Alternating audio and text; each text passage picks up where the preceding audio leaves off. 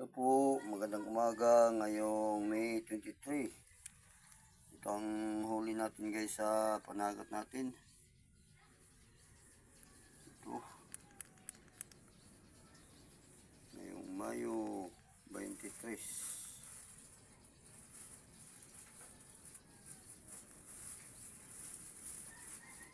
Sari-sari pa rin guys.